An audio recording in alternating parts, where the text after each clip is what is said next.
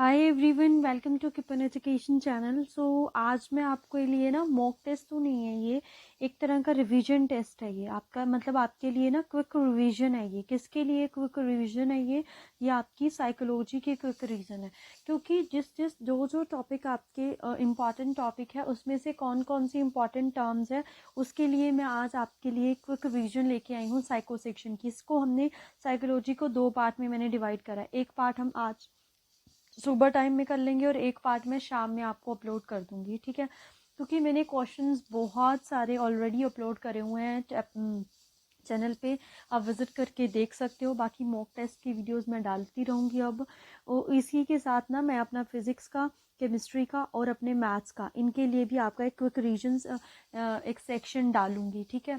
तो उससे क्या होगा कि जितने भी बच्चों ने जितने सारे कॉन्सेप्ट जो भी रिवाइज करे हैं तो वो उनकी रिवीजन हो जाएगी, ठीक है? फिर साथ ही में मॉक टेस्ट डाल दूंगी मैं, तो साथ साथ क्या हो जाएगी, आपकी रिवीजन हो जाएगी, ठीक है? तो ये साइकोलॉजी का सेक्शन है, तो इसको आपको क्या करना है, इसमें आपको डिटेल में हर एक चीज़ पढ़नी है, ठीक है? तो आपने HP टेट आर्ट्स का पेपर देखा होगा, ठीक है? HP टेट आपको एक बार गो थ्रू करना चाहिए। HP टेट आर्ट्स का जो साइकोलॉजी सेक्शन और मेडिकल का, देखो मेडिकल वाले को देख कर तो आप डर जाओगे बिल्कुल ही कि मेडिकल वालों को साइको में क्या आया है। बिकॉज जो मेडिकल का सेक्शन है ना, उसमें क्या है, उसको उन्होंने मेडिकल से जोड़ दिया है, जो जेनेटिक्स से रिलेटेड स्टडी है ना उससे रिलेटेड जोड़ दिया, तो वो आपको नहीं आएगा, डोंट वरी। इतना तो मैं आपको श्योरिटी देती हूँ कि जैसा मेडिकल में साइको का पेपर था वैसा पेपर तो आपको नहीं आएगा, ठीक है? बाकी अगर आपने आर्ट्स का पेपर देखा होगा, ठीक है, आर्ट्स का पेपर देखना ध्यान से, वहाँ पे आपको आइडिया लगेगा कि जो पेपर है ना वो अब ऐसा सीधे सीधे क्वेश्चन नहीं आ रहे हैं, थ्योरी बेस्ड क्वेश्चन आ रहे हैं। ये तो मैं आपको, अगर आप मेरा सेक्शन, मेरे जो भी मैंने मॉक टेस्ट रिसेंटली अपलोड करने स्टार्ट करे हैं वो अगर आपने देखे होंगे तो आपको पता होगा कि उस मॉक टेस्ट में मैं हमेशा यही बोलती थी कि हर एक थ्योरी को डिटेल में पढ़ो आप। अगर आप डिटेल में पढ़ोगे तभी आप आंसर कर पाओगे। आप HP टाट का जो पेपर था ना उसमें 5 to 6 क्वेश्चन ऐसे आए थे नोट वाले। नोट वाले क्या, कि जैसे मान लो ग्रोथ के बारे में क्वेश्चन आ गया कि ग्रोथ से रिलेटेड कौन सी टर्म नहीं है, होता क्या है, एक डेफिनेशन तो हम बता देते हैं, अब उससे रिलेटेड कौन सी नहीं है, ये आप तभी आंसर कर पाओगे अगर आपको ग्रोथ में डिटेल को पढ़ा है। ऐसे थ्योरी से रिलेटेड भी क्वेश्चन ऐसे ही थे कि नोट के बारे में पूछा गया था कि जो जो चीज़ें हैं वो तो सही है, इसमें से कौन सी चीज़ उस टर्म से रिलेटेड नहीं है। तो ऐसे क्वेश्चंस को आंसर करने के लिए आपको थ्योरीज को पढ़ना पड़ेगा ही डिटेल में। तो अभी भी आपके पास टाइम है। फिजिक्स, केमिस्ट्री, बाकी अगर मैं केमिस्ट्री सेक्शन की बात करूं, मेडिकल वालों की केमिस्ट्री सेक्शन बहुत इजी आया था। आई थिंक सो जो नॉन मेडिकल वालों का बनेगा केमिस्ट्री सेक्शन थोड़ा सा अप लेवल होगा उसका as compare to medical, but psycho नीचे जाएगी लेवल जो है साइको का एज कम्पेयर टू मेडिकल। मतलब बात ये है कि जितना पढ़ो, बेशक कम पढ़ो पर अच्छे से पढ़ो, ताकि उससे रिलेटेड जो भी क्वेश्चन आ रहा है आपका पेपर में उसको आप अटेम्प्ट कर सको, ठीक है? तो आज में हम एक रिवीजन करेंगे, 7-8 टॉपिक इस सेक्शन में कंप्लीट कर लेंगे। बाकी जितनी भी थ्योरीज बचती हैं उसको हम नेक्स्ट में कवर कर लेंगे, ठीक है? मतलब है तो सिलेबस अपने आप में बहुत सारा, तो मैं यहाँ पे मेन जो थ्योरीज है उनसे रिलेटेड आपको करवाने वाली हूँ। सबसे पहले हम पढ़ेंगे ग्रोथ और डेवलपमेंट के बारे में। किसके बारे में? Growth and development. हिंदी में बात करें तो बुद्धि और विकास के बारे में पढ़ेंगे, ठीक है?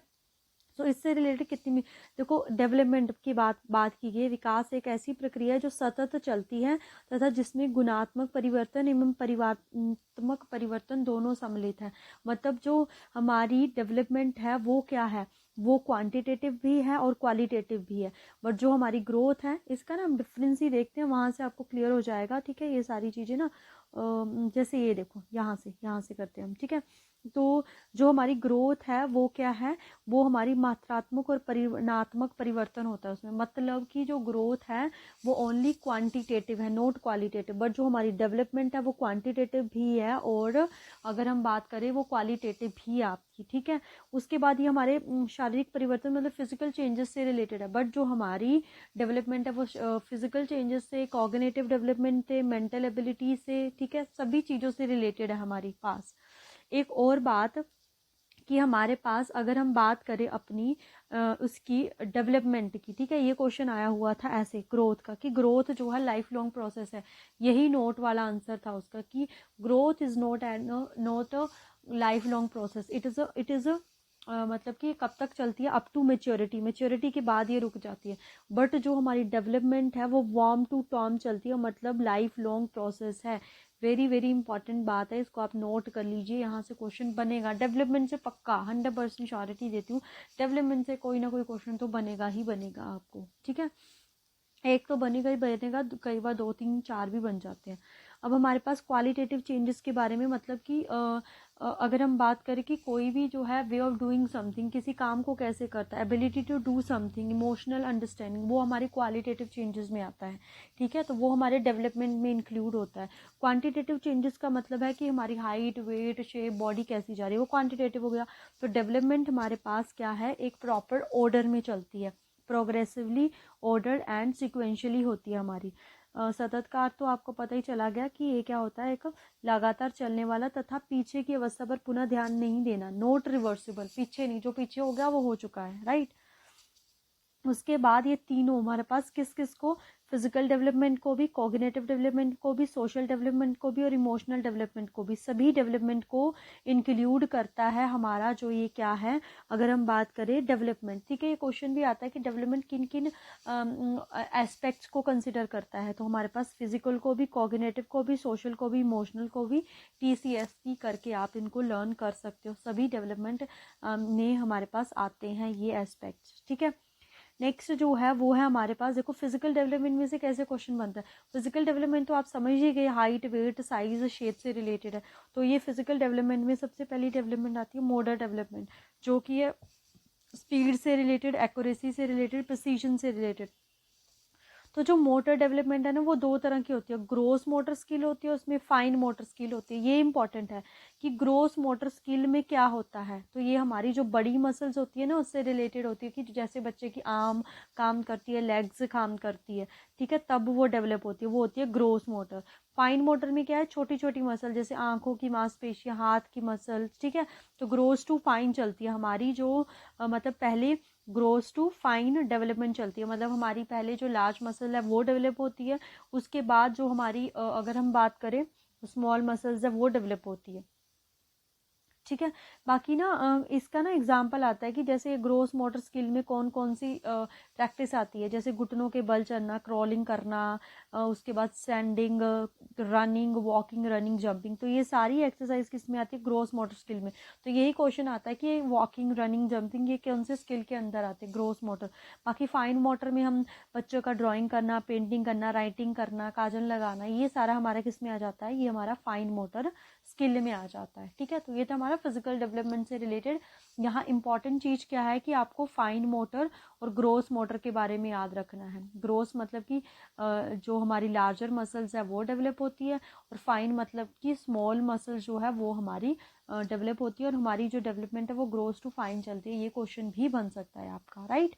नेक्स्ट है हमारी कॉग्निटिव डेवलपमेंट। तो कॉग्निटिव डेवलपमेंट तो आपको पता ही होगा, it is a very very famous और क्वेश्चन है जो कि जीन पियाजे की थ्योरी से रिलेटेड है। तो कॉग्निटिव डेवलपमेंट क्या है, हमारे ब्रेन से रिलेटेड है, ठीक है।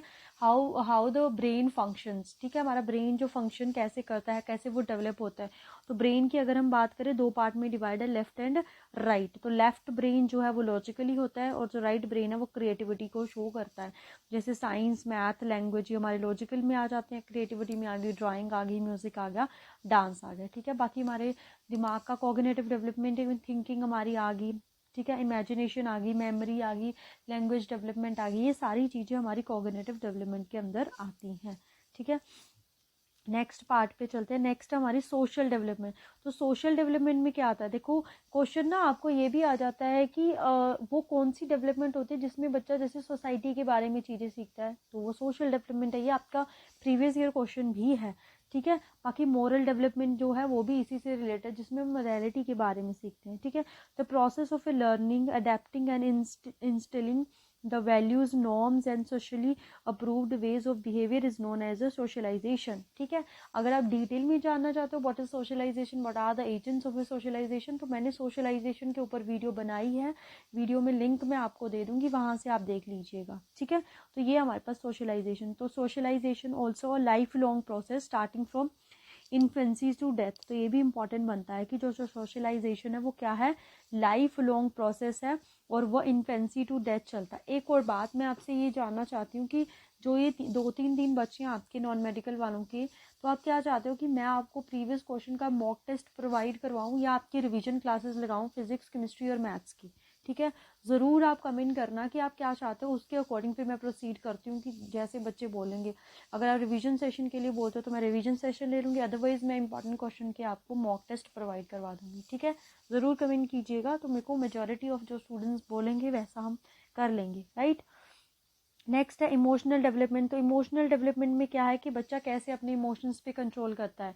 जैसे एक छोटा बच्चा होता है ना, तो जो छोटा बच्चा होता है अगर उसको भूख लगी है तो वो ये नहीं देखेगा कि वो किसी फंक्शन में बैठा है या कुछ भी कोई गेस्ट आए हैं तो वो रोना शुरू कर देगा। तो मतलब उस पर इमोशनली, मतलब उसको अपनी फीलिंग्स के ऊपर या इमोशंस के ऊपर कोई कंट्रोल नहीं है। पर जैसे जैसे बड़ा हो जाता है तो वो ऐसा बिहेव नहीं करेगा। अगर उसको भूख लगती है, कुछ भी लगता है, तो वो रोना शुरू नहीं करता, वो जस्ट एक बार बोलेगा कि ऐसा है मम्मा भूख लग रही है, उसके बाद उसकी मम्मा बोलेगी वेट अ मिनट, तो बच्चा वेट मिनट कर लेता है। तो वो होता है कि बच्चे ने अपने इमोशंस पे कंट्रोल कर लिया, तो वो होगी emotional development, is knowing about and managing your emotions, कैसे आप इमोशंस को कंट्रोल करते हो, राइट। नेक्स्ट है वृद्धि, ग्रोथ के बारे में थोड़ा थोड़ा बताया है, ये छोटा सा हिस्सा है। ये भी क्वेश्चन बनता है कि is it growth is a part of development? Yes, growth is a part of development. जो ग्रोथ है वो हमारे पास डेवलपमेंट का ही पार्ट है और ये मेच्योरिटी तक ही चलता है हमारे पास, ठीक है। हाईली रिलेटेड टू हेरिडिटी से ही रिलेटेड है, ठीक है। बाकी और इसमें क्वांटिटेटिव ही चेंजेस होते हैं, ये हमने देख लिया अपना ग्रोथ में, ठीक है। क्वांटिटेटिव स्ट्रक्चर चेंजेस जैसे यही है, बॉडी शेप में चेंज आना, हाइट, ये सारी चीज़ें है ना। बट जो डेवलपमेंट में है उसमें हम इन सभी पार्ट्स को मेजर नहीं कर सकते हैं। वृद्धि जो है एक समय पर रुक जाती है, मतलब स्टॉप हो जाती है जो हमारी ग्रोथ है, बट डेवलपमेंट वार्म टू टॉम चलती है, it is a continuous process, ठीक है। उसके बाद हम ग्रोथ को मेजर कर सकते हैं, मतलब यूनिट बोलते हैं ना कि इतना वेट हो गया, इतनी हाइट होगी, मतलब उसको मेजर किया जा सकता है, जबकि डेवलपमेंट को मेजर करना इज अ डिफ़िकल्ट। बाकी जो डेवलपमेंट है उसको सिर्फ हम एक्सेस कर सकते हैं, मेजर नहीं कर सकते। जैसे चेस खेलना विकास का हिस्सा है, वहीं लंबाई बढ़ना वृद्धि का। वो तो पता है कि हम चेस खेल रहे हैं तो उसमें हमारी कॉग्निटिव जो डेवलपमेंट हुई है उसका यूज़ हो रहा है, तो वो हमारा एक तरह उसको मेजर थोड़ी ना कर सकते कि कोई चेस इतना खेलता है, कोई इतना खेलता है, इतना नो। बट किसी की हाइट कम ज़्यादा वो हम मेजर कर सकते हैं, एक्सेस कर सकते हैं हम चेस को, कि कोई मास्टर है उसमें, कोई अभी सीख रहा है, वो एक्सेस हो गया, ठीक है। तो डेवलपमेंट को हम एक्सेस कर सकते हैं, बट जो ग्रोथ है उसको हम मेजर कर सकते हैं, राइट। तो ये हमने देख लिया कि जो हमारी ग्रोथ है वो स्ट्रक्चरल और क्वांटिटेटिव होती है, फिजिकल रिलेटेड, और ये नैरो डोमेन है, इसमें कैसी होती है, नैरो डोमेन होती है। उसके बाद डेवलपमेंट है, तो डेवलपमेंट में हमारे दोनों structural functional changes, quantitative and qualitative दोनों ही आते हैं हमारे पास, ठीक है। नेक्स्ट चलते हैं अब। बाकी ये हमने देखा था जो हमारी ग्रोथ है वो नैरोर है और जो हमारी डेवलपमेंट है वो ब्रॉड है, ये सभी इसमें एग्जांपल्स आ जाएंगे, ठीक है। ये सारे इसके उसके बाद ये इंपॉर्टेंट है, ये भी स्टेजेस ऑफ डेवलपमेंट, ठीक है। स्टेजेस ऑफ डेवलपमेंट, तो 4 तरह की स्टेजेस है, infancy, early childhood, letter childhood, adolescence.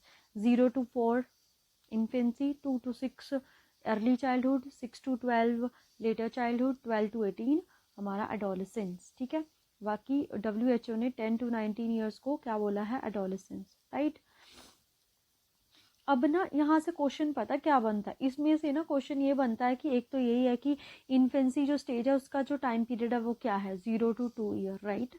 उसके बाद यहाँ पे क्या लिखा हुआ है, सेंसेस, मतलब बच्चा अपनी चीज सेंसेस से ही सीखता है, देख रहा है, फील कर रहा है चीज़ों को, तब उसे पता चलता है, ठीक है। फील जैसे राइट, मतलब एक छोटा बच्चा होता है, बोलता नहीं है वो, बट देख रहा है, फील तो कर रहा है, उसको पहचान होती है ना, जब उसकी मम्मा उसके पास आ जाती है तो वो चुप हो जाता है ना, मतलब छोटे बच्चों को अपनी मम्मा पापा का पता होता है, तो मतलब वो फील कर रहा है चीज़ों को। तो क्वेश्चन ये यहाँ से ये फ्रेम होता है कि वो कौन सी स्टेज है जिसमें सेंसेस टीचर होते हैं, वो कौन सी है, इनफेंसी। मोटर एक्शन करके सीखेगा प्याजे का भी कहना है, सेंसिटिव पीरियड है ये, फिजिकल डेवलपमेंट और मेंटल डेवलपमेंट पास होती है यहाँ पे, ओके। नेक्स्ट जो स्टेज है वो हमारी अर्ली चाइल्डहुड, जो कि है 2 to 6।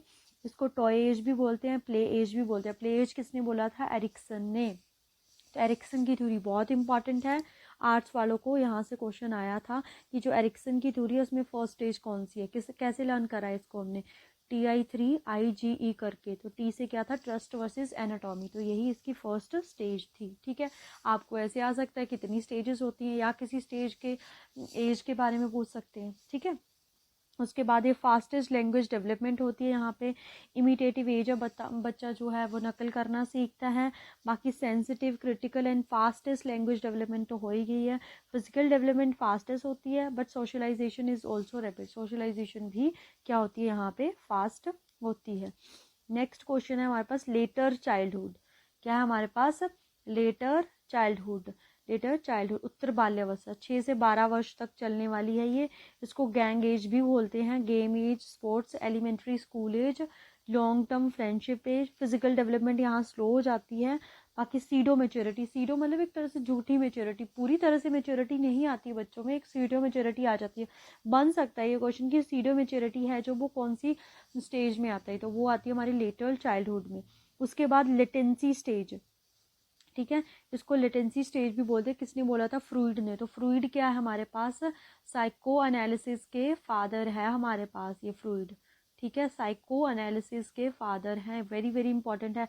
End, ego, super ego के बारे में बताया था। तो मेडिकल वालों को क्या क्वेश्चन आया था, इड, ईगो, सुपर ईगो, तो कि वो कौन सी टर्म है जो हमारी मोरालिटी पे बेस्ड है, तो वो कौन सी है, सुपर ईगो। ईगो किस पे है, रियलिटी पे, और जो ईग है वो किस पे है, it is a based on a pleasure principal. ठीक है, ये छोटी छोटी टर्म्स का ध्यान रखना है आपको। इंडस्ट्री वर्सेस इंफेरिटी बोला है इरेक्सन ने स्टेज को, कंक्रीट ऑपरेशनल बोला है पियाजे ने स्टेज को। राइट, तो ये ऐसे क्वेश्चन बनेंगे यहाँ से। नेक्स्ट आता है हमारे पास एडोलेसेंस। तो एडोलेसेंस को बोला जाता है ट्रांजिशनल पीरियड, बन सकता है परिवर्तन का काल, ट्रांजिशन पीरियड या संक्रमण काल किसको बोला जाता है, एडोलेसेंस को। गोल्डन पीरियड भी बोला जाता है, स्ट्रेस एंड स्टॉर्म भी बोला जाता है। Stress and storm, adolescence is a period of stress and storm, ये किसने बोला था, स्टेनली हॉल ने। लीडरशिप स्किल आती है, बट इमोशनल स्टेबिलिटी का लैक होता है इसमें। आइडेंटिटी क्राइसिस आता है एरिक्सन के अकॉर्डिंग कि मैं कौन हूँ, ये बच्चा ढूंढता है एरिक्सन के अनुसार। ब्रिज पीरियड भी है ये, ब्रिज चाइल्डहुड और अडल्टहुड के बीच में ब्रिज का काम करता है। एडोलेसेंट ईगोसेंट्रिज्म भी है, स्प्रिंग सीजन भी बोलते हैं इसको। ठीक है, तो ये इन दोनों के बीच में ब्रिज का काम करता है, चाइल्डहुड और अडल्टहुड का। तो ये भी इंपॉर्टेंट बनता है यहाँ पे कि हमारे पास चाइल्डहुड और अडल्टहुड के बीच में ब्रिज का काम कौन करता है, तो कौन कर रहा है इनके बीच में ब्रिज का काम, हमारा हम बोलते हैं कि एडोलेसेंट। राइट, उसके बाद हमारे पास दो टर्म आती है, देखो, nature and nurture. Nature and nurture ये आता है कई बार कि किससे रिलेटेड है नेचर, तो नेचर हमारी हेरिडिटी से रिलेटेड है, जो कि स्टैटिक है, मतलब चेंज नहीं हो सकती है। जो करेक्टरिस्टिक्स हमें पेरेंट्स से मिले हैं वो कभी भी चेंज नहीं हो सकते हैं, वो स्टैटिक है। बट जो नर्चर है वो इन्वायरमेंट से आता है, वो डायनेमिक है, वो चेंज हो सकता है, बिकॉज हमारा इन्वायरमेंट चेंज है तो नर्चर भी चेंज है। ठीक है, बाकी अगर हम बात करें, ये एडिटिव नहीं होते हैं, ये हमारे पास मल्टीप्लिकेटिव होते हैं। हेरिडिटी मल्टीप्लाई में हम बोल सकते हैं इन्वायरमेंट, ये तो फिक्स्ड है बट ये डायनेमिक है। तो heredity can be viewed as a to something to set a range basic within which an individual development is actually shaped by the support and opportunity of the environment. ठीक है, मतलब कि यहाँ पे हम अगर बात करें ना डेवलपमेंट, ये क्वेश्चन भी बनता है कि जो डेवलपमेंट होती है ना बच्चे की, वो किस पे डिपेंड करती है, हेरिडिटी पे, इन्वायरमेंट पे, बोथ पे, या नन ऑफ दिस पे। तो बोथ, हेरिडिटी एंड इन्वायरमेंट पे। ठीक है, बोथ हेरिडिटी एंड इन्वायरमेंट पे हमारी जो डेवलपमेंट है वो डिपेंड करती है। राइट, ठीक है, नेक्स्ट क्वेश्चन देखते हैं। यहाँ पे इनके प्रिंसिपल के बारे में बताया गया, इंपॉर्टेंट चीज़ें। डेवलपमेंट कॉन्टीन्यूस है, सीक्वेंशियल है, ऑर्डर है, एक ऑर्डर में चलती है। रेट ऑफ डेवलपमेंट वेरी करता है person to person. Development proceed from general to specific. Growth and development is product of both heredity and environment, अभी बताया मैंने। Development is a predictable, there is a constant interaction between all factor of development, all type of developments are inter related. ये important terms है, यहाँ से आपका वो question बनेगा नोट वाला। ठीक है, यहाँ पे तीन चीजें, कोई भी तीन इनमें से लिखी होंगी, एक क्या होगी, नहीं दे रखी होगी उसने। ठीक है, अब है ये वेरी वेरी इंपॉर्टेंट है, यहाँ से क्वेश्चन बनता है कि जो हम बोल रहे हैं ना कि डेवलपमेंट एक ऑर्डर में चलती है, एक सीक्वेंस में वो चलती है, तो वो है हमारे पास, उसका क्या मतलब है। देखो, ये दो तरह से होती है कि जो जो हमारी डेवलपमेंट की जो एक तरह से डायरेक्शन है ना, वो है सेफेलोस्यूटिकल। देखो ये दोनों वर्ड है, सेफेलोस्यूटिकल, हिंदी में बोलते हैं सिर पदाभिमुखी, प्रॉक्सिमल डिस्टल नियर टू फर, कि जो हमारी जो डेवलपमेंट होती है ना वो सेफेलोस्यूटिकल होती है, जिसको सिर पदाभिमुखी बोलते हैं हिंदी में।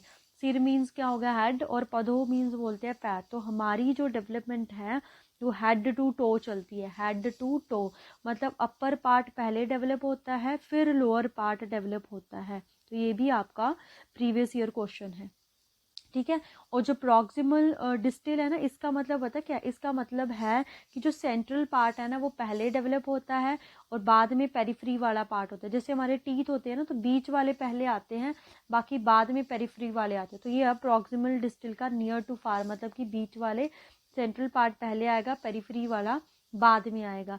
बट यहाँ पे क्या है, सेफेलोस्यूटिकल वाले में क्या है, इसमें क्या है, हेड टू टो हमारी डेवलपमेंट चलती है, upper part two lower part. जन्म के समय बच्चे के सिर का 25% होता है, ठीक है। बच्चे का जो शरीर है ना, सिर जो है मतलब अपर पार्ट 25% है पूरी बॉडी का, तो बहुत है, विच मीन्स अपर पार्ट पहले डेवलप होता है। दोनों ही टर्म बहुत ही इंपॉर्टेंट है, याद रखना है इसको, ठीक है। ये तो था हमारे पास डेवलपमेंट के बारे में। तो जो भी इंपॉर्टेंट टर्म्स है टाइप्स के ओवर में, छोटी छोटी टर्म्स है, उनको याद रखना है आपने डेवलपमेंट में, ठीक है। अब हमारे पास आता है इंडिविजुअल डिफरेंसेस के बारे में। तो जो इंडिविजुअल डिफरेंसेस है दुनिया की प्रत्येक प्रजातियों में पाए जाते हैं, कोई भी प्रजातियां समान नहीं होती। उदाहरण के तौर पर दो बंदर एक जैसे नहीं दिखते हैं, उनमें भी किसी न किसी स्तर पर विभिन्नताएं अवश्य पाई जाती है। तो जो इंडिविजुअल डिफरेंसेस है ना, वो कि हर किसी में होते हैं, मतलब variations are common within and across all species. तो variability in fact of a nature, individual are no exception to this. Respect individual difference, don't laugh at other, मतलब हमें रिस्पेक्ट करनी चाहिए इंडिविजुअल डिफरेंस की।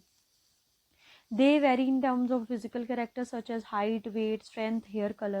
They may be intelligent or dull, dominant or submissive, creative or not creative, outgoing or withdrawn. The list of variant can be endless. मतलब अगर हमें individual difference बताना है तो वो डिफरेंस बताने के लिए हमारे पास जो लिस्ट है ना वो एंडलेस है। किसी भी टर्म पे हम डिफाइन कर सकते हैं। तो मेन जो बेसिस ऑफ इंडिविजुअल डिफरेंस है वो ली गई। इंटेलिजेंस पे कोई एवरेज होता है, कोई बिलो एवरेज, कोई अबव एवरेज, कोई सुपर इंटेलिजेंट होता है। इंटरेस्ट किसी को म्यूजिक में इंटरेस्ट है, किसी को डांस में इंटरेस्ट है, उसके ऊपर वैल्यूज, ठीक है। एप्टीट्यूड किसी का अलग है, पर्सनैलिटी अलग है। तो हर एक टर्म पे हम इंडिविजुअल डिफरेंस को फाइंड आउट कर सकते हैं, ठीक है। तो ये रहा हमारे पास कि जो इंडिविजुअल डिफरेंस है ना, ये हमारे पास इनहेरिटेड भी है और एक्वायर्ड भी है। इनहेरिटेड मतलब कि जो हमें पेरेंट्स से मिला हुआ है, फिजिकल, मेंटल एंड टेम्परल। और हेरिडिट हमें सोशल, कल्चरल और एजुकेशनल, इमोशनल दोनों ही मिलते हैं हमारे पास, ठीक है। तो ये just about the individual difference. बाकी अगर हम बात करें इंडिविजुअल डिफरेंस, तो इंडिविजुअल डिफरेंस भी बहुत हेरिडिटी इनटू में अपना उसकी वजह से होता है, किसकी वजह से, इन्वायरमेंट की वजह से, ठीक है। ये भी क्वेश्चन आता है कि जो हेरिडिटी है क्या इन दोनों के इंटरेक्शन की वजह से होता है या अलग अलग होता है। तो इन दोनों के इंटरेक्शन की वजह से ही होता है आपके पास, ठीक है। नेक्स्ट टॉपिक है आपका motivation. This is also very very important topic. तो मेडिकल वालों को भी और आर्ट्स वालों को दोनों के इसमें से क्वेश्चन आया हुआ था। तो motivation is a process that influence the direction, persistence and vigour of A goal directed behaviour. मतलब कि हमारे जो एक तरह से हम बोल सकते हैं कि हमारा जो प्रोसेस है ना, कि हम किसी गोल की तरफ ओरिएंटेड हो रहे हैं, उसको ना ये चेंज करता है, मतलब या फास्ट करता है। कि अगर हम डीमोटिवेट भी हो रहे हैं ना, तो ये जो मोटिवेशन है हमारे लिए बहुत बहुत ही अच्छा काम करता है, ठीक है। तो मोटिवेशन हमारे पास दो तरह के हो सकते हैं, इंट्रिंसिक भी और एक्सट्रिंसिक भी। इसी के ऊपर क्वेश्चन आया हुआ था कि एक एग्जांपल दिया गया था कि जो जैसे रिवॉर्ड है, रिवॉर्ड मतलब कि प्राइज देना। कि छोटे बच्चे को हम बोल देते हैं कि आपको ना साइकिल मिलेगी अगर आप इतने % मार्क्स लेके आते, तो पेरेंट्स बोल देते हैं, तो वो रिवॉर्ड हो गया ना एक तरह से। तो वो बाहर से एक तरह से क्या ली गई, हम बोल सकते हैं कि जो उसका लॉकस ऑफ कंट्रोल है ना वो बाहर से है, मतलब पेरेंट्स उसको कंट्रोल कर रहे हैं। तो वो कैसी मोटिवेशन हुई, एक्सटर्नल। एक्सट्रिंसिक इंटरनल होती है कि अंदर से, हाँ मेरे को मैथ्स में कुछ करना है इसीलिए मेरे को मैथ्स करना है, नॉट फॉर दैट कि पेरेंट्स से हमें कोई गिफ्ट मिलेगा इसीलिए। नो, मेरे को मैथ्स में मास्टरी करनी है, तो वो मेरे अंदर से आ रहा है ना, तो वो लोकस ऑफ कंट्रोल क्या हुआ, इंटरनल।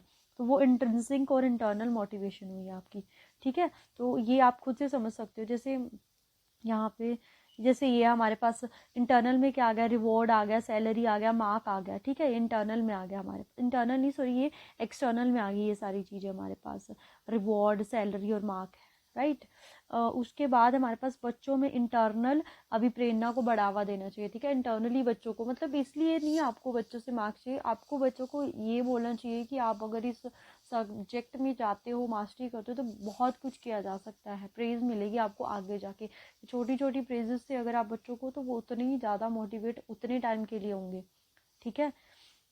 अब ये भी इम्पॉर्टेंट है, motivation cycle, cycle of motivation, जो कि है NDAGAR, इसको याद कर लीजिए ऐसे ही, NDAGAR। तो क्वेश्चन आ जाता है कि मोटिवेशन साइकिल का पहला स्टेप क्या है। सबसे पहले तो नीड ना, मतलब अगर हमें कोई चीज़ करनी है तो उसकी हमें आवश्यकता ही होगी ना, नीड होगी तभी हमें मोटिवेशन की ज़रूरत पड़ेगी। उसके बाद हमें आएगा डराइव, कि हम करेंगे, हाँ मेरे को ये चीज़ करनी है, ठीक है। आपने सोचा है कि लाइक आपको टीचर बनना है, तो टीचर बनना है तो उसके लिए आपको अंदर से होना चाहिए ना, एक फोर्स होनी चाहिए ना, कि हाँ मेरे को टीचर क्यों बनना है, because it is a repetitive job और अच्छी सैलरी है इसमें, इसलिए टीचर बन। उसके बाद आई आपने उत्तेजना, तो उत्तेजना का मतलब है कि आप एक्साइटेड हो कि हाँ मेरे को अभी टीचर बनना ही बनना है, बनना। उसके बाद आता है गोल ओरिएंटेड बिहेवियर।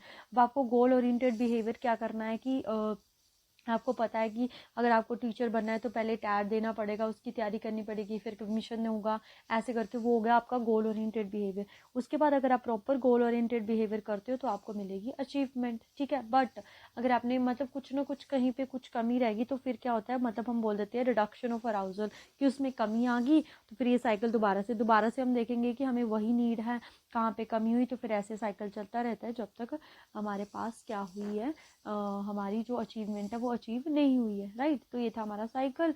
तो इसके जो ये है, ये आप याद कर सकते हो, NDAGR, NDA एग्जाम होता है ना, NDAGR से मोटिवेशन साइकिल, नीड, ड्राइव, उसके बाद हमारे पास अराउजल, फिर G से हमारा गोल ओरिएंटेड बिहेवियर, A से अचीवमेंट और R से रिडक्शन ऑफ अराउजल आ जाता है, ठीक है। उसके बाद हमारे पास है ये भी बहुत ही इंपॉर्टेंट है, अब्राहम मैज़लो का जो हायरार्की है। तो हायरार्की नीड्स की हमारे पास मोटिवेशनल हायरार्की किसने दी है, अब्राहम मैज़लो ने। हायरार्की का मतलब होता है ना कि जो एलिमेंट्स अरेंज किए गए इंक्रीजिंग ऑर्डर में, जैसे ये बनी हुई है ना ऊपर की तरफ ऐसे। तो ये नीड्स के बारे में ही बताया गया कि सबसे पहले हमारी फिजियोलॉजिकल नीड्स जो है वो कंप्लीट होती है। फिजियोलॉजिकल नीड में क्या आ गया, air, water, food, shelter, sleep, clothing, reproduction, शारीरिक अवस्थाएं। उसके बाद सेफ्टी नीड, मतलब कि ये हमारी सेकंड क्वेश्चन ये बनता है कि अब्राहम मैज़लो का जो हायरार्की है उसमें लोएस्ट नीड कौन सी है फिजियोलॉजिकल, सेकंड कौन सी है सेफ्टी नीड, मतलब हाईएस्ट नीड कौन सी है सेल्फ एक्चुअलाइजेशन नीड, ठीक है। इसके ऊपर क्वेश्चन बनता है हमारे पास। तो ये सेफ्टी में आ गया कि जो हमारी personal safety, employment, resources, health and property के बारे में।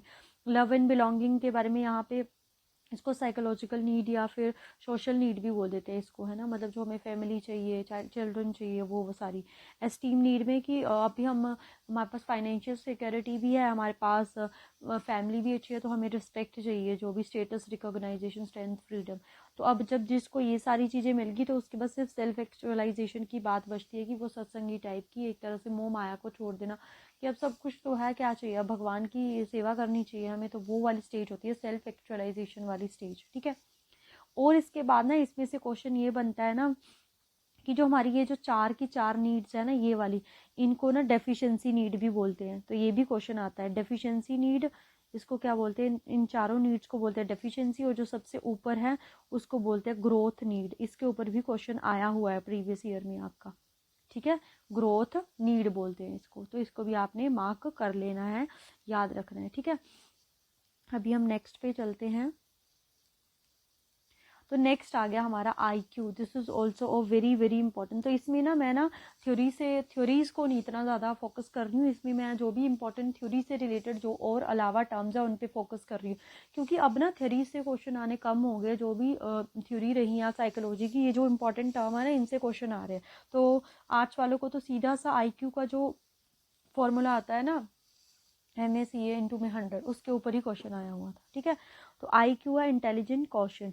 तो Albert Einstein in the German born theoretical physics and philosopher of science whose estimated IQ is about 160 point. 160 point मतलब कि जीनियस है वो, गिफ्टेड रहे हैं वो, ठीक है। अब ना ये देखो ये रहा है हमारे पास कि इंटेलिजेंट जो शब्द है उसकी जो उत्पत्ति है वो कहाँ से हुई है, इंटेलिजीर वर्ड से, जिसका मतलब होता है अंडरस्टैंड, इंटेलिजेंस जो है वो हेरिडिटी से ज़्यादा प्रभावित होती है। Intelligence is the ability to reason, adapt and learn, ये तो पता ही है सबको, है ना। उसके बाद कॉन्सेप्ट ऑफ IQ, तो IQ का फॉर्मूला क्या है, MA/CA मल्टीप्लाई में 100, वेरी वेरी इंपॉर्टेंट फॉर्मूला है। बाकी अगर आपको MA दिया हो तो आप उससे फाइंड कर सकते हो अपना। अब जो इम्पॉर्टेंट चीज़ें हैं देखो यहाँ से, फर्स्ट IQ टेस्ट, ठीक है, फर्स्ट इंटेलिजेंस टेस्ट किसने दिया था, एल्फ्रेड बाइनेट और थियोडोर सिमन ने, एल्फ्रेड बाइनेट और थियोडोर सिमन ने, ठीक है, ये इसका राइट आंसर है, एल्फ्रेड बाइनेट और थियोडोर सिमन ने। तो इसमें कई बार एल्फ्रेड बाइनेट ही लिखा होता है, तो आप एल्फ्रेड बाइनेट भी बोल सकते हो इसको। उसके बाद मेंटल एज है, मेंटल एज का कॉन्सेप्ट भी किसने दिया है, एल्फ्रेड बाइनेट ने ही। उसके बाद IQ कॉन्सेप्ट है, ये किसने दिया है, ये is also very very important, IQ concept किसने दिया है, विलियम स्टर्न ने। और जो ये IQ टेबल बनाया गया है जो सजेस्ट कर रहा है कि कोई हमारे पास एवरेज है, कोई बिलो एवरेज है, जीनियस है, गिफ्टेड है, डल है, ये जो IQ टेबल है ये बनाया है टर्मैन ने, ठीक है, इसके ऊपर भी क्वेश्चन आता है, किसने बनाया ये, टर्मैन ने, ठीक है। ये जो रहा, ये इसकी बात कर रही हूँ मैं, ये है ना इंटेलिजेंस क्वोशिएंट, ये जो टेबल है ना, ये वाला, ये टेबल, ये किसने बनाया, ये टेबल टर्मैन ने, तो ये भी क्वेश्चन आ सकता है, टर्मैन ने। नेक्स्ट देखते हैं अब अपना, तो वही था इंटेलिजेंस से रिलेटेड। बाकी इंटेलिजेंस की थ्योरी है वो आगे आएगी, कौन कौन सी है वो भी हम डिस्कस करेंगे, ठीक है, डोंट वरी। तो हमारे पास सबसे पहले आता है क्रिएटिविटी और इंटेलिजेंस के बारे में, ठीक है। तो researcher have found that the relationship between creativity and intelligence is positive. देखो ये ना हमारे पास क्वेश्चन आया हुआ था, आर्ट्स वाले में आया हुआ था कि जो हमारे पास क्रिएटिविटी और हमारी जो इंटेलिजेंस है, क्या उसमें रिलेशन पॉजिटिव है, यही क्वेश्चन आया हुआ था, पॉजिटिव है रिलेशन, तो यस, मतलब आई थिंक सो, मतलब उन्होंने ना बताया हुआ था कि बताना है, स्टेटमेंट थी, नोट ट्रू करके बताई हुई थी, कुछ ऐसी है ना, या आई थिंक सो ट्रू के लिए पूछा हुआ था कि कौन सी ट्रू है, तो ये वाली स्टेटमेंट ट्रू है कि जो इंटेलिजेंस और क्रिएटिविटी है उसमें जो रिलेशन है ना वो कैसा है, पॉजिटिव रिलेशन है, राइट। ये देखो, ये तो मैंने बता ही दिया। टर्मैन इन 1920 found that the person with the high IQ were not necessarily creative. ये क्या है कि जो टर्मैन है उन्होंने डिस्कवर करा था कि मान लो किसी का IQ 150 है, तो it is not necessary that he is genius या ही इज क्रिएटिव, जीनियस हो सकता है, he is creative, it's not necessary जिसका IQ ज़्यादा है वो हमारा क्रिएटिव भी हो, इम्पॉर्टेंट है ये भी टर्म, ठीक है। अगर किसी का IQ ज़्यादा है कि वो क्रिएटिव भी हो हमारे पास। अब आते हैं क्रिएटिविटी के हमारे पास एलिमेंट्स, तो F फोए के आगे F लगा दो, FFOE, fluency, flexibility, originality and the elaboration, ये हमारे पास क्रिएटिविटी के एलिमेंट्स आ जाते हैं। उसके बाद ये हमारे पास इंटेलिजेंस की थ्योरी है, JP गलफ्रेड है जिन्होंने थिंकिंग को 2 भागों में बांटा है, डाइवर्जेंट थिंकिंग और कन्वर्जेंट थिंकिंग, ठीक है। तो हमारे पास डाइवर्जेंट थिंकिंग का मतलब है कि ओपन एंडेड, ऐसे ऐसे हमारे पास ऐसे सोच, मतलब कि ओपन एंडेड है एक तरह से। कन्वर्जेंट थिंकिंग का ऐसे है कि बहुत सारे सॉल्यूशन है और उसका एक आंसर, एक कंक्लूजन पे निकलते हैं, वो हो जाता है हमारे पास कन्वर्जेंट थिंकिंग। डाइवर्जन मतलब कि बहुत सारे क्वेश्चन है, तो क्वेश्चन यहाँ से बन सकता है कि डाइवर्जन और कन्वर्जेंट थिंकिंग को किसने डिस्कवर करा है, JP गलफ्रेड ने। ओपन एंडेड है, ये क्लोज एंडेड है, और ये हमारी क्रिएटिविटी से रिलेटेड है। तो ये क्वेश्चन बनता भी है कि जो क्रिएटिविटी है वो कौन सी थिंकिंग से रिलेटेड है, तो कौन सी थिंकिंग से रिलेटेड है, डाइवर्जेंट से। और इंटेलिजेंस कन्वर्जेंट थिंकिंग से। आउट ऑफ द बॉक्स है, MCQ सॉल्व करने के लिए मल्टीपल सोल्यूशन है, लिमिटेड सोल्यूशन, क्योंकि डाइवर्ज कर रही है ना तो इसमें मल्टीपल सोल्यूशन है, वो तो श्योर ही है हमारे पास, राइट। नेक्स्ट है हमारे पास गिफ्टेड चिल्ड्रन, ठीक है, ये इसके ऊपर भी गिफ्टेड चिल्ड्रन के ऊपर भी क्वेश्चन आए हुए हैं। तो गिफ्टेड चिल्ड्रन है जिनका IQ 140 प्लस होता है, फॉर एग्जांपल आइंस्टाइन। टैलेंटेड में आ गया हमारे पास सचिन तेंदुलकर, क्रिएटिविटी में आ गया MF हुसैन। तो गिफ्टेड चिल्ड्रन को एनरिच करिकुलम की आवश्यकता होती है जिनमें उन्हें इंटरेस्ट के अकॉर्डिंग इन चैलेंजिंग टास्क दिए जाते हैं। इंटेलिजेंट ब्राइट बच्चों को होट्स जैसे कंटेंट दिए जाते हैं, हायर ऑर्डर थिंकिंग वाले, ठीक है। उसके बाद इमोशनल इंटेलिजेंस के बारे में, तो देखो ये बन सकता है क्वेश्चन की इमोशनल इंटेलिजेंस है उसको किसने डिस्कवर करा था, तो सॉल्वे और मेयर ने इंट्रोड्यूस करा था। किसने करा था, सेलोवे और मेयर ने इंट्रोड्यूस करा था। इमोशनल जो इंटेलिजेंस नामक की एक बुक है वो किसने लिखी हुई है, डैनियल गोलमैन ने। तो ये क्वेश्चन भी फ्रेम हो सकता है, किसने लिखा था, डैनियल गोलमैन ने। नेक्स्ट क्वेश्चन पे चलते हैं अब।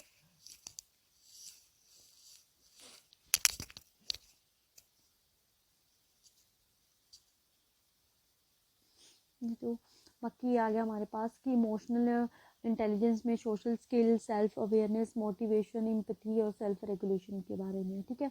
नेक्स्ट है कॉग्निशन एंड इमोशन दोनों के बारे में, संज्ञान तो ये हमारे पास बाई डायरेक्शनल है, ठीक है, इररिलेटेड है, इंटर रिलेटेड है। उसके बाद जैजोनॉक के अनुसार इमोशन एंड कॉग्निशन इंडिपेंडेंट है एक दूसरे से, ठीक है। ये ना ये क्वेश्चन भी आया हुआ है, ठीक है, हमारे पास ये रेंजुली का कि ये गिफ्टेड होगा। तो रेंजुली ने किन्होंने डिस्कवर करा था कि जो हमारे पास स्टूडेंट जो है वो गिफ्टेड होते हैं, ठीक है। तो किन्होंने डिस्कवर करा है, ये रेंजुली ने। इंपॉर्टेंट है ये, आपका प्रीवियस ईयर क्वेश्चन है, अगर आपने मेरे मॉक टेस्ट देखे होंगे तो वहाँ पे हमने क्वेश्चन डिस्कस करा था। इन्होंने बताया है तीनों चीज़ों को, मतलब कि ज़रूरी नहीं जो क्रिएटिव बच्चा है वो गिफ्टेड हो, ठीक है, उसमें ये तीनों चीज़ें होनी चाहिए। कौन कौन सी? हाई एबिलिटी होनी चाहिए, क्रिएटिविटी भी होनी चाहिए, हाई कमिटमेंट भी होनी चाहिए। जब ये तीनों चीज़ें होती है किसी एक बच्चे में, तब हम बोलते हैं कि वो एक गिफ्टेड होगा। ये किसने बोला था? रेंजुलाई ने, ठीक है। ACC मतलब कि हाई एबिलिटी होनी चाहिए, क्रिएटिविटी भी होनी चाहिए और कमिटमेंट भी होनी चाहिए। जब ये तीनों चीज़ें कंबाइन करती हैं, मतलब तीनों चीज़ें आती है, तब हम बोलते हैं कि जो वो बच्चा है वो क्या होगा, हमारे पास गिफ्टेड होगा। किसने बोला था? ये वेंजुली ने, राइट। तो ये इम्पोर्टेंट है हमारे पास।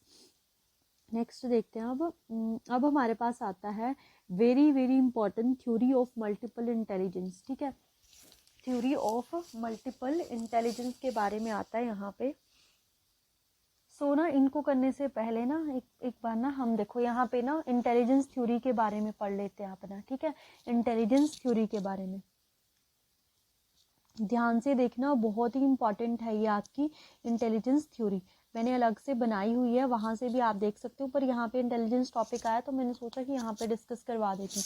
तो सबसे पहली हमारी थ्योरी जो आती है ना इंटेलिजेंस, वो आती है सिंगल फैक्टर थ्योरी। देखो मैं इंग्लिश में ही चला रही हूँ ये, ठीक है, थोड़ा सा बड़ा कर लेती हूँ क्योंकि नॉन मेडिकल वाले स्टूडेंट्स के लिए तो ये हमारे पास वो इंग्लिश में ही करते हैं। सबसे पहली आती है सिंगल फैक्टर थ्योरी, इसको यूनी फैक्टर थ्योरी भी बोलते हैं। क्या बोलते हैं? Uni factor theory. तो क्वेश्चन ये आया हुआ है कि जो यूनी फैक्टर थ्योरी है वो किसने दी थी? तो जो सबसे पहली यूनी फैक्टर ये जो थ्योरी है ये दी थी आपकी अल्फ्रेड बाइनेट ने। अल्फ्रेड बाइनेट ने दी थी यूनी फैक्टर थ्योरी, ठीक है। किसने दी है? अल्फ्रेड बाइनेट ने, ठीक है। तो ये हमारी सबसे पहली थ्योरी आई थी इंटेलिजेंस में। उसके बाद अगर हम सेकंड की बात करें, थोड़ा सा मैं बड़ा कर रही हूँ, सेकंड हमारे पास आई, देखो सिंगल फैक्टर होगी, उसके बाद क्या आ सकती है हमारी? Two factor theory. कौन सी आ सकती है? Two factor theory. तो जो टू फैक्टर थ्योरी है जिसमें उन्होंने S एंड G की बात करी थी, स्पेसिफिक और हमारे पास जनरल की बात करी थी, तो ये दी थी हमारे पास चार्ल्स स्पीयरमैन ने, चार्ल्स स्पीयरमैन ने, ठीक है, चार्ल्स स्पीयरमैन ने। तो ये क्वेश्चन ऐसे ही आएंगे आपको कि स्पेसिफिक और ग्रेविटी थ्योरी किसने दी थी या टू फैक्टर थ्योरी किसने दी थी, ठीक है। उसके बाद हमारी आती है, अगर आप डिटेल में जानना चाहते हो what is general and specific, तो आप इंटेलिजेंस की जो थ्योरी है उस पर जो मैंने वीडियो अपलोड करी है वहाँ पे विजिट कीजिए, डिटेल नोटिफिकेशन आपको पूरी मिल जाएगी। उसके बाद आती है आपकी ग्रुप फैक्टर थ्योरी, ठीक है। कौन सी आती है? Group factor theory. तो पहले हमारी अपनी आ गई सिंगल फैक्टर, फिर टू फैक्टर, अब ग्रुप फैक्टर। तो ग्रुप फैक्टर थ्योरी दी है हमारे पास लुईस थ्रस्टन ने। किसने दी है? लुईस थ्रस्टन ने। तो लुईस थ्रस्टन ने दी है, जिसमें उन्होंने 7 प्राइमरी मेंटल एबिलिटी के बारे में बात करी है। 7 प्राइमरी मेंटल एबिलिटी के बारे में बात करी है। तो ये भी क्वेश्चन फ्रेम हो सकता है कि 7 प्राइम मेंटल जो थ्योरीज है उसके बारे में किसने बात करी थी। तो किसने बात करी है 7 प्राइम मेंटल थ्योरी के बारे में? तो हमारे पास बात करी है लुईस थ्रस्टन ने, ठीक है। किसने करी है? लुईस थ्रस्टन ने। देखो इसके बाद और क्या आता है हमारे पास इंटेलिजेंस थ्योरी में? SOI, स्ट्रक्चरल ऑफ इंटेलिजेंस, जिसको 3D मॉडल भी बोलते हैं। स्ट्रक्चर ऑफ इंटेलिजेंस और 3D मॉडल, जो कि किसने दिया था? JP गलफोर्ड ने। किसने दिया था? JP गलफोर्ड ने, ठीक है, JP गलफोर्ड ने दिया था। और इन्होंने ही डाइवर्जेंट और हमारे पास अगर हम बात करें कन्वर्जेंट थिंकिंग के बारे में भी बताया था। कौन से 3D मॉडल कौन कौन सी बात करी थी? इन्होंने कंटेंट की बात करी थी, ठीक है, प्रोडक्ट की बात करी थी, और हमारे पास इन्होंने ऑपरेशन की बात करी थी, ठीक है। बाकी डिटेल में अगर आप जानना चाहते हो पूरा पूरा मैंने बताया हुआ, वहाँ पे जाके आप विजिट कीजिएगा। उसके बाद एक थ्योरी आती है हमारे पास मल्टी फैक्टर थ्योरी। कौन सी? Multi factor theory. Multi factor theory एक मल्टीपल इंटेलिजेंस थ्योरी है, ये मल्टी फैक्टर थ्योरी है। तो मल्टी फैक्टर जो थ्योरी है वो किसने दी थी? वो दी थी थॉरनडाई ने। थॉरनडाई ने, ये भी क्वेश्चन आया हुआ है कि जो मल्टी फैक्टर थ्योरी है वो किसने दी थी? तो वो दी है हमारे पास थॉरनडाई ने। ठीक है, अब 2 थ्योरीज बचती है इसमें, उसको हम डिटेल में देखते हैं अपना। ठीक है, आई होप ये आपको क्लियर हुई होंगी थ्योरीज यहाँ से। तो अब हम इस पे चलते हैं। ठीक है, एक जो मेन, वेट अ मिनट, ये वाली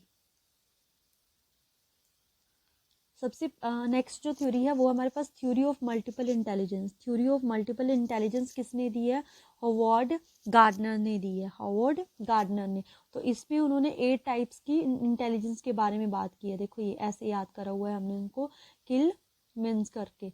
के से किल हमारे पास काइनेस्थेटिक होता है, इंटरपर्सनल होती है, उसके बाद लिंग्विस्टिक होती है, फिलोजिकल होती है, उसके बाद हमारे पास हम बोल सकते हैं मेंटली है, एक इंट्रापर्सनल है, उसके बाद सोशल स्पेशल है। ठीक है, तो ये सारी है। म्यूजिकल होगी हमारे पास एम से। तो लिंग्विस्टिक ये है कि किसी में इंटेलिजेंस किससे? अपनी लैंग्वेज से रिलेटेड होती है। जैसे यहाँ पे कोई मतलब कि जैसे पोइटर हो गए, राइटर हो गए, पोइटर राइटर हो गए। ठीक है, उसके बाद लॉजिकल मैथमेटिकल जो मैथमेटिशियंस होते हैं, एपीजे अब्दुल कलाम हो गए। ठीक है, आर्यभट्टा हो गए। उसके बाद स्पेशल इंटेलिजेंस जिसमें स्थानिक बुद्धि होती है, मतलब कि जो मतलब जैसे 3D स्ट्रक्चर्स वगैरह में इंपॉर्टेंट होते हैं, जो जैसे हमारे पास पायलट हो गए, सर्जन हो गए। म्यूजिकल इंटेलिजेंस में क्या आ जाता है? जो हमारे म्यूजिक इंडस्ट्री में अच्छे होते हैं। उसके बाद बॉडीली किनेस्थेटिक, मतलब कि जो बॉडी मूवमेंट में, जैसे स्पोर्ट्स पर्सन हो गए, राइट। उसके बाद इंटरपर्सनल, मतलब कि जो बाहरी दुनिया को डेवलप वो करते हैं, एक तरह से इंस्पायर करते हैं। जैसे हमारे साइकोलॉजिस्ट हो गए, महान पर्सन हो गए, महात्मा गांधी होगी, मदर टेरेसा होगी। इंट्रापर्सनल खुद में, जो खुद को वो करने में, डेवलप करने में ज़्यादा वो करते हैं, जैसे सदगुरु हो गए, फिलोसफर हो गए, बुद्धा हो गए हमारे पास, राइट। नेचुरलिस्टिक जो नेचर से रिलेटेड होते हैं, मतलब जो बर्ड से रिलेटेड, फार्मर से रिलेटेड, उनमें वो वाले इंटेलिजेंस। तो इन सारी चीज़ों के बारे में हॉवर्ड गार्डनर ने बोला था, और मल्टीपल इंटेलिजेंस की थ्योरी भी उन्होंने दी थी। ठीक है, उसके बाद ये इसके बारे में भी नहीं बताया मैंने, ट्राइहेरिकी के बारे में, वो इसीलिए नहीं बताया था ताकि हम यहाँ पे पढ़े। ट्राइहेरिकी थ्योरी ऑफ इंटेलिजेंस किसने दी है? विलियम स्टर्नबर्ग ने। ट्राइहेरिकी 3 चीज़ों के बारे में बताया गया, PCA, practical, creative and analytic. जो इंटेलिजेंस होती है वो प्रैक्टिकल होती है, क्रिएटिव होती है एंड एनालिटिक होती है। लुईस ट्रस्टन के बारे में मैंने बता दिया आपको। तो जो लुईस ट्रस्टन है, उन्होंने 7 प्राइमरी मेंटल एबिलिटी के बारे में बात करी थी, ग्रुप फैक्टर थ्योरी दी थी। तो यहाँ पे लिखिए SPNV WMR करके आप लर्न कर सकते हो, यहाँ से देख सकते हो। ठीक है, इसके बारे में हम ज़्यादा डिटेल में नहीं जा रहे हैं। अब एक थ्योरी अपनी आज हम यहाँ पे प्याजे की डिस्कस कर लेंगे। बाकी जितनी भी थ्योरीज बच रही हैं उसको पार्ट 2 में डिस्कस करेंगे। ठीक है, शॉर्ट वीडियो की फॉर्म में। तो यहाँ पे सबसे पहली जो थ्योरी आती है प्याजे की, वेरी वेरी इंपॉर्टेंट थ्योरी है। ठीक है, इसके मैंने नोट्स भी ग्रुप में प्रोवाइड करे हुए हैं, तो आप बोल सकते हो। एक और बात, इफ़ अगर आप चाहते हो ये वाला PDF आपको चाहिए तो आप ग्रुप में मैसेज ड्रॉप कर दीजिएगा या कमेंट कर दीजिएगा, तो आपको टेलीग्राम में इसका PDF मिल जाएगा। ठीक है, ग्रुप में जाके मैसेज कर दीजिएगा कि हमें जो मैम आपने आज वीडियो अपलोड करी है उसका PDF चाहिए, तो मैं अपलोड कर दूँगी। ठीक है, तो प्याजे की संज्ञानात्मक theory, प्याजे cognitive theory, प्याजे cognitive theory जो कि है वेरी वेरी इंपॉर्टेंट हमारे पास। तो इसमें कॉग्निटिव डेवलपमेंट का मतलब इंटेलेक्चुअली डेवलपमेंट। तो प्याजे कैसे साइकोलॉजिस्ट है स्विस, इसके ऊपर भी क्वेश्चन आ जाता है। इन्होंने बच्चों को क्या बोला था? एक्टिव कंस्ट्रक्टर बोला था, बिल्डर ऑफ नॉलेज बोला था, लिटिल साइंटिस्ट बोला था। तो इसके ऊपर क्वेश्चन बन सकता है, active constructor, builder of knowledge, little scientist किसने बोला है बच्चों को? तो ये सारी स्टेटमेंट्स बच्चों को बोली है हमारे पास प्याजे ने। ठीक है, नेक्स्ट है हमारे पास स्कीमा, जो टर्म है मेंटल स्ट्रक्चर है, एग्जिस्टिंग और प्रीवियस नॉलेज है। इसके बारे में भी किसने बोला है? प्याजे ने। बच्चे एक्टिविटी के द्वारा सीखते हैं, मतलब कि डूइंग बाय लर्निंग, ये भी किसने बोला है? प्याजे ने। ठीक है, और खुद वो कैसे हैं? रेडिकल कंस्ट्रक्टिविस्ट है, मतलब रचनावाद है, एक तरह से कंस्ट्रक्टिविस्ट है। प्याजे सिद्धांत हमें बताता है बच्चा एक मानसिक संज्ञानात्मक संरचना के साथ पैदा हुआ है जो 14 से 15 साल की उम्र में अधिकतम विकास प्राप्त करता है। पियाजे ने 4 स्टेजेस में क्या करा है, डिस्कवर करा है। उन्होंने कोलेक्टिव मोनोलॉग दिया है। पियाजे के अनुसार विकास एक असतत प्रक्रिया है, डेवलपमेंट इज डिसकॉन्टिन्यूस। देखो ये क्वेश्चन फ्रेम हो सकता है, हम तो यही पढ़ रहे हैं डेवलपमेंट इज कॉन्टिन्यूस, और एक्चुअल में ऐसा है। बट जब पियाजे ने क्या बोला था कि जो डेवलपमेंट है वो क्या है, डिसकॉन्टिन्यूस प्रोसेस। तो यहाँ से क्वेश्चन क्या फ्रेम होगा कि कौन से साइकोलॉजिस्ट ने बोला था कि जो डेवलपमेंट है वो डिसकॉन्टिन्यूस है। तो कौन से साइकोलॉजिस्ट ने बोला है, वो बोला है पियाजे ने। ठीक है, उसके बाद हमारे पास आता है एलिमेंट्स। देखो अब ना इसको ध्यान से पढ़ना है हमने पियाजे की थ्योरी को, क्योंकि जो बीच में छोटी छोटी टर्म्स है ना उससे रिलेटेड क्वेश्चंस आ रहे हैं आपको। ठीक है, छोटी छोटी जो टर्म्स है तो उनको ध्यान से आपने देखना है। तो अगर हम एलिमेंट्स की बात करें, मतलब किन किन एलिमेंट्स की बात करते हैं पियाजे, तो मैच्योरेशन की, जेनेटिक्स और हेरिडिटी की बात करते हैं, एक्सपीरियंसेस मतलब एक्टिविटी की बात करते हैं, सोशल इंटरेक्शन की बात करते हैं, और इक्विलिब्रेशन की बात करते हैं हमारे पास जीन पियाजे।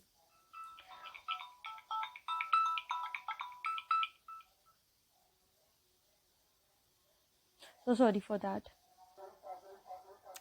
तो हमारे पास क्या है, प्रोसेस ऑफ इक्विलिब्रिएशन है ना, प्रोसेस ऑफ इक्विलिब्रिएशन। तो इसमें क्या है, प्रोसेस ऑफ इक्विलिब्रिएशन में हमारे पास देखो इसमें ये टर्म्स इंपॉर्टेंट है, अडेप्टेशन, असिमिलेशन, अकोमोडेशन, ऑर्गेनाइजेशन। देखो सबसे पहले ना हमारे पास एक स्कीमा वर्ड है, इसको ध्यान से सुनना है। स्कीमा, स्कीमा वर्ड का मतलब क्या है, स्कीमा एक ऐसा वर्ड है ना, मतलब एक छोटा सा बच्चा है, मतलब लाइक उसको क्या पता है कि जो मतलब लाइक आप समझते चलो कि बच्चे, एक छोटा बच्चा, उसको ये पता है कि जो भी मतलब हम बोल सकते हैं आसमान में जो चीज़ें उड़ रही है ना उसके अकॉर्डिंग वो उसको एक ही चीज़ समझेगा कि या तो बर्ड्स ही है, या एरोप्लेन के बारे में ना पता हो, शायद उसको ये पता हो ये बर्ड्स है सारे। ठीक है, बट उसको बाद में, मतलब उसको जस्ट इतना पता है जो स्काई में चीज़ें उड़ रही है, आसमान में चीज़ें उड़ रही है, लेट्स से वो मान रहा है सारी बर्ड्स है। वो स्कीमा क्या होगी, उसकी एग्जिस्टिंग नॉलेज होगी। मतलब जो भी बच्चे के पास प्रीवियस नॉलेज है, वो उसकी एग्जिस्टिंग नॉलेज है, उसको क्या बोलते हैं, स्कीमा। बट फिर उसको पता चला कि बर्ड्स अलग हैं, एरोप्लेन अलग है, तो मतलब अब उसकी जो नॉलेज है ना, स्कीमा है, स्कीमा उसमें क्या हुआ, स्कीमा में कुछ ऐड हुआ। ठीक है, तो जब ऐड हुआ तो उसको बोलते हैं, जो वो चीज़ ऐड हुई ना उसको बोलते हैं सिमुलेशन। मतलब जो चीज़ ऐड हुई ना, सिमुलेशन मतलब वो उसने डिफ्रेंशिएट करा उसको कि हाँ उसमें नई नॉलेज ऐड हो गया कि बर्ड्स भी उड़ रहे हैं और एरोप्लेन भी उड़ रहे हैं। तो फिर उसने अपनी पुरानी नॉलेज को क्या करा हम बोल सकते हैं मॉडिफाई करा। अपनी जो पुरानी नॉलेज है उसको क्या करा, मॉडिफाई करा कि नहीं जो एरोप्लेन मतलब जो आसमान में जो चीज़ें उड़ रही है वो सिर्फ बर्ड्स ही नहीं है, एरोप्लेन भी हो सकते हैं, हेलीकॉप्टर्स भी हो सकते हैं, कुछ भी हो सकते हैं, मतलब बर्ड्स भी, सिर्फ एक चीज़ नहीं है हमारे पास। तो उसने अपनी नॉलेज को मॉडिफाई कर लिया, तो जो मॉडिफाई करके नॉलेज आई उसको बोलते हैं हम अकोमोडेशन। तो ये टर्म्स इंपॉर्टेंट है, इनके ऊपर क्वेश्चन आता है। स्कीमा, असिमुलेशन एंड अकोमोडेशन, मतलब अपनी नॉलेज को मॉडिफाई करना अकोमोडेशन कहलाता है, स्कीमा में नई नॉलेज ऐड करना असिमुलेशन कहलाता है, और स्कीमा क्या है हमारे पास, एग्जिस्टिंग जो कि प्रीवियस नॉलेज है उसके पास। राइट तो इसके ऊपर भी क्वेश्चन बनता है, आपका बनेगा आई थिंक सो इस बार पेपर में। तो ये तो हमने देख लिया। तो ये बताया हुआ है ना उन्होंने, देखो कि हमारे पास यहाँ से अभी कैसे बोल सकते हैं कि असिमुलेशन से एक तरह से, मतलब उसके पास स्कीमा था ना, यहाँ हम सबसे पहले अपना स्कीमा मानते हैं कि स्कीमा था, स्कीमा के बाद उसके सिमुलेशन हुए, और सिमुलेशंस के बारे में उसने इक्विलिब्रिएशन करी। ठीक है, इक्विलिब्रिएशंस करी मतलब कि वो सेटल डाउन हुआ। उसके बाद फिर उसके बाद न्यू सिचुएशंस आई, न्यू सिचुएशन आई ना, तो वो डिसइक्विलिब्रेशन होगी, डिसइक्विलिब्रेशन होके तो जो उसकी जो है मतलब कि उसने अपनी जो नॉलेज थी उसको क्या कर लिया, मॉडिफाई कर लिया। तो मॉडिफाई कर लिया, फिर उसके बाद ये पूरा प्रोसेस चलता रहता है। मतलब इन टर्म्स के ऊपर क्वेश्चन आता है आपको। देखो ये लिखा भी हुआ है, असिमुलेशन इज अ इंफॉर्मेशन को एग्जिस्टिंग स्कीम में ऐड करना, अकोमोडेशन इंफॉर्मेशन में एडजस्ट और मैनिपुलेट और मॉडिफाई करना, ये होता है हमारे पास। ठीक है, इनके ऊपर क्वेश्चन फ्रेम होता है। अब जो सबसे ज़्यादा इंपॉर्टेंट है, प्लीज़ इनको ध्यान से देखिएगा, जो इनके अंदर वाली चीज़ें उनको ध्यान से देखिएगा, वहाँ से आपका क्वेश्चन फ्रेम होगा। ठीक है, तो क्या है, इसकी 4 स्टेजेस है, SPCF करके, हर एक वीडियो में अपना मैंने ऐसे ही लर्न करवाया आपको, SPCF करके, S for sensory motor, P for pre operational, C for concrete operational, और F for formal operational stage. तो सबसे पहले हम सेंसरी मोटर स्टेज पर चलते हैं, जो कि 0 to 2 ईयर्स चलती हैं। ध्यान से देखना है, यहाँ पे जिस जिस चीज़ की बात करी गई है उसको ध्यान से देखना है, यहाँ से क्वेश्चन आएगा ही आएगा। मतलब कि यहाँ पे सेंसेस जो है वो टीचर्स होते हैं, सेंसेस आर टीचर्स। वो कौन सी स्टेज है जहाँ सेंसेस टीचर होते हैं, तो वो है हमारे पास सेंसरी मोटर स्टेज। और एक ऐसी ऑब्जेक्ट परमानेंस है, ये out of sight out of mind नहीं, मतलब सोच सकते हैं ऑब्जेक्ट परमानेंस है। तो ऑब्जेक्ट परमानेंस कौन सी स्टेज में होता है हमारे पास, सेंसरी मोड स्टेज में।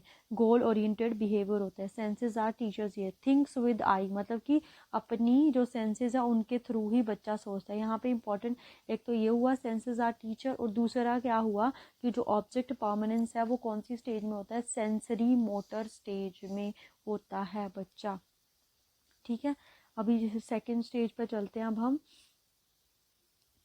देखो ये वेरी वेरी इंपॉर्टेंट है ये stage, sensory pre operational stage. कहाँ से, 2 to 7 ईयर, यही इंपॉर्टेंट है पहले तो, 2 to 7 ईयर। यहाँ पे बच्चे में लॉजिक की कमी होती है, lack of logic, lack of reversibility. बच्चा चीज़ों को रिवर्स भी नहीं कर पाता है यहाँ पे। जैसे कि 4 + 3, ये तो बच्चे को पता है कितना होगा, 7। अगर उसको ये बोले ना अब 3 + 4 वो 7 होगा, ये नहीं कर पाएगा वो। ठीक है, मतलब 5 को बच्चे को मल्टीप्लाई कर दो 2 से, वो 10 करेगा। अब अगर हम उसको 2 को 5 से मल्टीप्लाई करने करेंगे ना, तो वो टेबल बढ़ेगा 5 का, डायरेक्ट नहीं लिख पाएगा, रिवर्सिबल नहीं, रिवर्सिबिलिटी नहीं होती है स्टेज में। ठीक है, एनिमिज्म और ईगोसेंट्रिज्म, ये क्वेश्चन बनता है कि एनिमिज्म और ईगोसेंट्रिज्म। नरजीव सजीव टॉय को समझता है कि वही उसके, मतलब जब हम एक तरह से उसके सामने टॉय आता है, toy is a real things, यही लगता है उसको। तो एनिमिज्म और ईगोसेंट्रिसिज्म कौन सी स्टेज में होता है हमारे पास, प्री ऑपरेशनल स्टेज में। ठीक है, बाकी सिंबॉलिक थॉट आने शुरू हो जाते हैं उसको। इगोसेंट्रिसिज्म का सोचता है बच्चा, मतलब उसी के इर्द गिर्द सारी चीज़ें सोचता है, वो ये सोचता है। लैक ऑफ कंजर्वेशन, उसमें कंजर्वेशन नहीं है। जैसे ये है ना, ये कंटेनर ये देख रहा है ना, अब उसमें उसको क्या लग रहा है कि इसमें ज़्यादा है ना, तो यही ज़्यादा है ना, जबकि ज़्यादा कौन सा ये, तो उसमें कंजर्वेशन नहीं है अभी तक, तो लैक ऑफ कंजर्वेशन होती है। सेंट्रेशन तो हमने देख ही लिया, लैक ऑफ कंजर्वेशन आप समझ चुके होंगे क्या होता है, लैक ऑफ कंजर्वेशन। बाकी लॉजिकल थिंकिंग इतनी ज़्यादा नहीं आती है हमारे पास। नेक्स्ट आती है कॉन्क्रीट ऑपरेशनल स्टेज। तो कॉन्क्रीट ऑपरेशनल स्टेज का मतलब क्या है कि चीज़ों के प्रति लॉजिकल सोचना, मतलब कि हम बोल सकते हैं कॉन्क्रीट है ना, तो कॉन्क्रीट थिंकिंग आ जाती है उसमें। कॉन्क्रीट मतलब जो चीज़ें सामने है ना उनके बारे में सोचना वो शुरू कर देता है। वस्तुओं की क्लासिफिकेशन, मतलब कलर शेप साइज के बेसिस पे कंजर्वेशन भी आ जाती है, वो बड़े छोटे का भी उनको पता चल जाता है कि ये चाहे इसमें कम हो पर यही बड़ा है, कंजर्वेशन। तो बनता है कि कंजर्वेशन किस में आती है, क्लासिफिकेशन। रिवर्सिबिलिटी का भी वो पता चलता है। डिसेंट्रेशन हो जाती है, डिसेंट्रेशन मतलब उसको पता चल जाता है कि हर चीज़ उसके इर्द गिर्द नहीं घूमती है 7 से 11 ईयर्स के। बट 7 ईयर्स तक बच्चे को यही लगता है कि उसके इर्द गिर्द हर चीज़ घूम रही है, जैसा वो बोलेगा वैसा ही होना चाहिए। ठीक है, तो ये है हमारे पास, हम याद रख सकते हैं कि कॉन्क्रीट ऑपरेशन में CCS कंजर्वेशन हो जाती है, क्लासिफिकेशन हो जाती है और सीरिएशन करनी आ जाती है। ठीक है, बाकी इसमें कॉन्क्रीट रीजनिंग थिंकिंग आ जाती है बच्चे में, कंजर्वेशन तो आ ही जाती है, रिवर्सिबिलिटी भी आ जाती है हमारे पास। ठीक है, उसके बाद इसकी जो 4th स्टेज है वो है हमारे पास फॉर्मल ऑपरेशनल स्टेज। कौन सी है, फॉर्मल ऑपरेशनल स्टेज। तो फॉर्मल ऑपरेशनल स्टेज, इसमें एब्स्ट्रैक्ट थिंकिंग आ जाती है। तो ये क्वेश्चन आता है कि एब्स्ट्रैक्ट थिंकिंग आया हुआ था आर्ट्स वालों को, तो फॉर्मल ऑपरेशन स्टेज में एब्स्ट्रैक्ट थिंकिंग आ जाती है। हाइपोथेटिकल डिडक्टिव रीजनिंग भी बच्चे में आ जाती है। हाइपोथेटिकल डिडक्टिव रीजनिंग का मतलब होता है कि जो चीज़ें सामने भी नहीं है उसके बारे में भी बच्चा सोचता है। एब्स्ट्रैक्ट थिंकिंग का मतलब भी वही होता है कि जो चीज़ें सामने नहीं है उनको भी समझना स्टार्ट कर देता है बच्चा। बाकी डिडक्टिव रीजनिंग भी कौन सी स्टेज में आ जाती है, फॉर्मल ऑपरेशनल स्टेज में। ठीक है, सो ये था, मतलब कि आपकी एक तरह से क्विक रिवीजन। अगर आपको अच्छा लगता है तो वीडियो को लाइक शेयर एंड सब्सक्राइब ज़रूर कीजिएगा। तो आज के लिए इतना ही, बहुत ही जल्दी नेक्स्ट वीडियो में मिलेंगे। Thank you so much, happy learning.